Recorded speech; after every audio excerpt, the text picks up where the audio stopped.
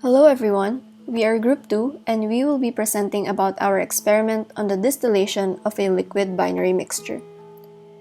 From the desalination of seawater and refinement of crude oil, all the way to the preparation of alcoholic drinks, separation of liquids by distillation is an important and commonly used technique, even in the laboratory. In distillation, an apparatus is used to separate liquids based on their boiling points through the application and removal of heat. The boiling point is simply the temperature at which the vapor pressure is equal to the atmospheric pressure. If a liquid has a lower boiling point, then it will evaporate first and can be condensed into a separate container, thus successfully separating the liquids. But what makes a liquid's boiling point lower than another's? The boiling point is a consequence of the intermolecular forces of attraction, or IMFs, present in the liquid phase. If the IMFs are weaker, then the molecules could more easily evaporate, and this leads to a greater vapor pressure, which is defined as the pressure that a gas exerts on a liquid it is in equilibrium with in a closed container, like in the figure on the left. If we had a mixture, though, of two components in a container, the total vapor pressure is simply the sum of the individual partial pressures of the components. If we know the partial pressure of a pure component, we can determine its partial pressure in a mixture by Raoult's law for ideal solutions, which states that the partial pressure of a liquid in a mixture is the product of its mole fraction in the mixture multiplied by the partial pressure of the pure component.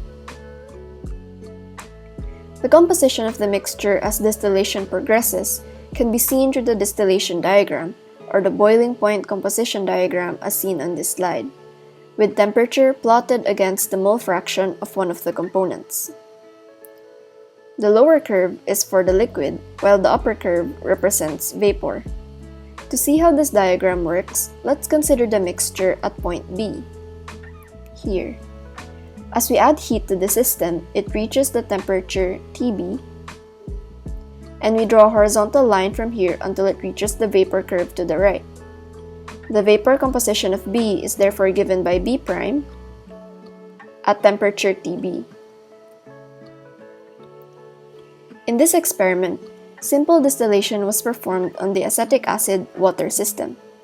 Specifically, the main objectives were to assemble a simple distillation setup for a glacial acetic acid water mixture, to analyze data and construct a boiling point composition diagram, and to identify deviations from Raoult's law in terms of azeotropes and the use of azeotropic distillation.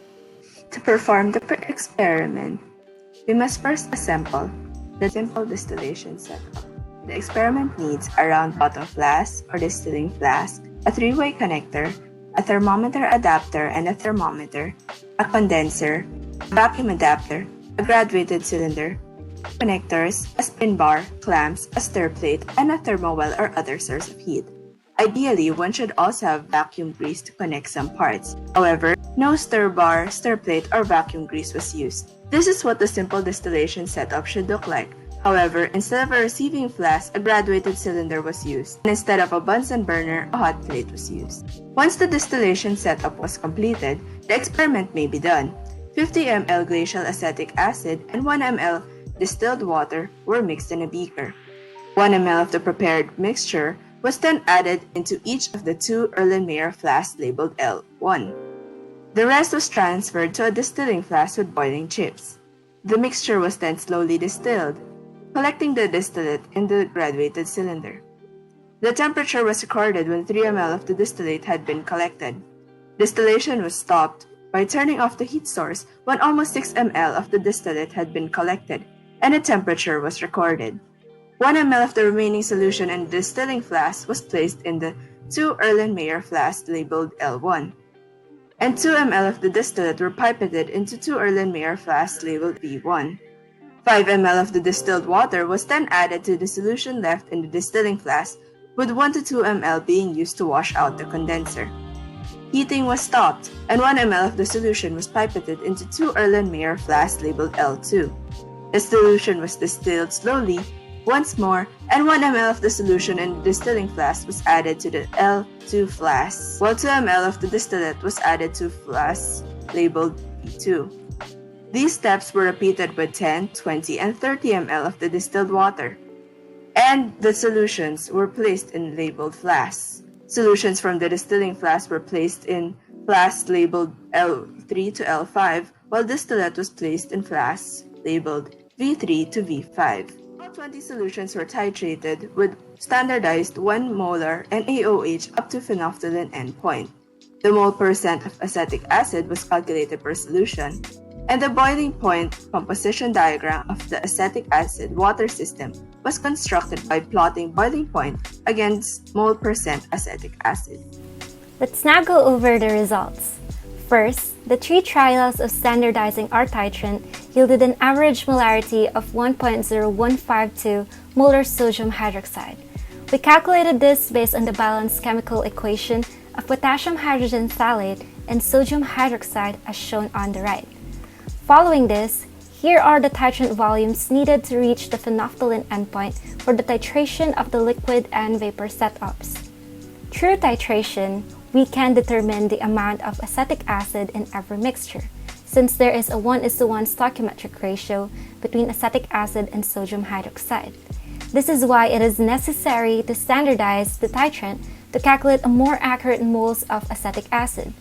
For instance, in L1 Trial 1, to yield the moles of acetic acid, we first converted the titrant volume to liters, then multiplied it with the average molarity, then multiplied it with the molar ratio. Here we have the formula for calculating the mole fraction of acetic acid. We already know moles of acetic acid, so the only thing missing is moles of water. So how can we compute for this? Well, what we can do is to first calculate the weight of acetic acid by multiplying its moles with the molar mass. Then, assuming that all of our 2 ml solutions have a density of 1.05 grams per ml, the weight of the solution is 2.1 grams. Subtracting this from the computed weight of acetic acid and dividing this difference with the molar mass of water, we get the moles of water. With that, we can now compute for the mole fraction of acetic acid by dividing its moles with the total moles of the solution. Finally, multiplying this mole fraction with 100%, we get the mole percentage of acetic acid.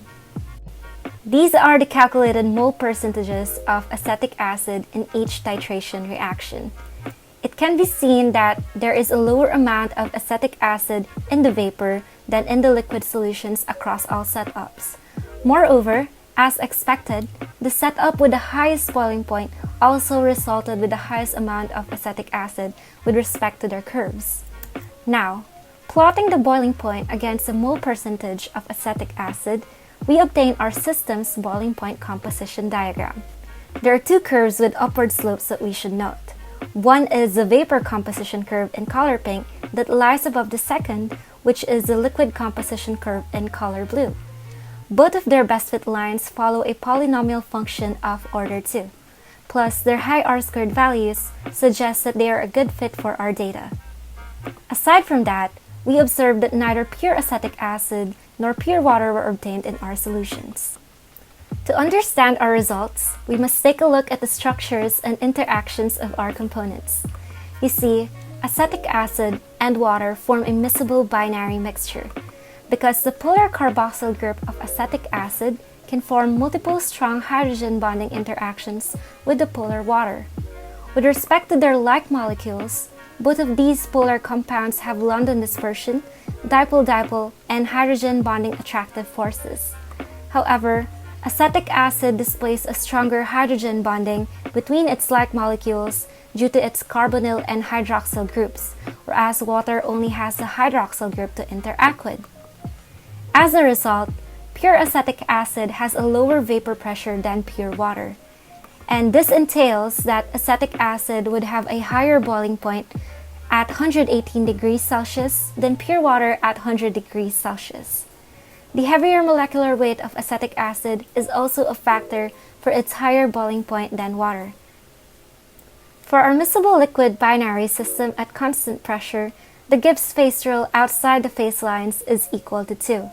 Therefore, we may depict its phase diagram in terms of temperature and composition. In our procedure, we have 5 different concentrations of acetic acid-water mixtures, which also had 5 corresponding boiling points. This is expected given that solutions with varying compositions will also have different total vapor pressure, and therefore different boiling points. Because of these varying boiling point temperatures, it was possible for us to construct a boiling point composition diagram. This generated boiling point composition diagram shows that the acetic acid-water liquid pair generally follows the behavior of a type 1 system. This means that acetic acid will have the highest boiling point while water will have the lowest one, and all of their possible compositions will have a boiling point that is intermediate between the two. As distillation progresses, water being the more volatile component will be found in greater proportion in the vapor phase, while the liquid phase will contain a greater amount of the acetic acid, the less volatile compound. Given that the vapor boils at a higher temperature than the liquid, the vapor composition curve lies above the liquid composition curve. The upward slopes of these curves show that as the composition of acetic acid in the solution increases, the boiling point also increases, which means that the total vapor pressure of the mixture becomes lower. These trends can be explained by the differences in the strength of intermolecular forces of attraction between the unlike and like molecules. A study by Takamuku and his team in 2007 has shown that when more water is added in an acetic acid-water mixture, the acetic acid-water hydrogen bonding interactions increase. Hence, the boiling point temperatures of the mixtures must indeed decrease, with an increased amount of water similar to what was observed in this experiment. Moreover, the study found that when mole fraction of acetic acid is less than or equal to 0.4, the water-water bonds remarkably form hydrogen bonding, and at much lower acetic acid compositions, that is when mole fraction of acetic acid is less than or equal to 0.18, these water-water interactions eventually predominate, explaining why the boiling point of setups with lower mole percentages of acetic acid were closer to that of water. However, not all systems are ideal, where the boiling point of the mixture lies in between the boiling points of the pure components. The deviation of such systems is called an azeotropic mixture or azeotrope. The word itself means no change in boiling. As seen on the figure on the left, if we had an azeotropic liquid mixture of 80% A and 20% B, then the vapor composition would also be 80% A and 20% B. This means that the compositions in the liquid and in the vapor are the same. Because of this, the mixture cannot be further separated through simple distillation. Now there are 2 types of azeotropes. In the first type, the boiling point of the mixture is lower than those of the pure components. Thus, it is called the minimum boiling mixture or maximum pressure azeotrope. In the second type, the boiling point of the mixture is higher than those of the pure components. Thus, it is called a maximum boiling mixture or minimum pressure azeotrope. But why do azeotropes form in the first place? Recall that for Raoult's law, the interactions in the mixture AB, AA, and BB must all be similar. However, in positive azeotropes, the AB interaction is weaker than AA and BB. As an example, let's consider a mixture of water and ethanol. Compared to the ideal case, this mixture is destabilized due to the unfavorable interaction of water and ethanol, as can be seen by weaker interactions or less hydrogen bonds present as compared to water-water and ethanol-ethanol. Since it's unfavorable, the Gibbs free energy is more positive, hence, this type is called a positive azeotrope. On the other hand, the interaction AB is stronger than AA and BB in the negative azeotrope. Let's look at the example acetone-chloroform. In a mixture, acetone and chloroform form a hydrogen bond through the oxygen acceptor of acetone and the hydrogen donor of chloroform. Thus, the favorable interaction makes the Gibbs free energy more negative. Hence, it is called a negative azeotrope. Since binary azeotropes cannot be separated further by simple distillation, there are other methods of distillation that can be used. The first is called pressure swing distillation, where the azeotropic composition is changed by varying pressure through the use of 2 columns that operate on different pressures. However, if the composition does not vary with pressure or if increased pressure causes degradation of one of the components, or both, then one of four other methods can be used. These methods are azeotropic, reactive, extractive, or salted distillation. All of these methods use an entrainer or a third component to alter the composition of the mixture. The addition of an entrainer increases the difference in boiling points between the original components. The word is translated as to put aboard a train and to drag away. Azeotropic distillation may be split into two: homogeneous and heterogeneous azeotropic distillation. In homogeneous azeotropic distillation, the entrainer alters the volatility of the components without inducing liquid-liquid separation. This is the opposite case for heterogeneous azeotropic distillation, whose third component induces the separation of liquid components. In extractive distillation, on the other hand, the entrainer is a higher boiling point solvent that can effectively interact with one of the components without itself evaporating too much and is separated along with that component. In reactive distillation, the entrainer reacts reversibly with one of the components, while in salted distillation, the entrainer dissociates into ions and alters the composition of the azeotrope.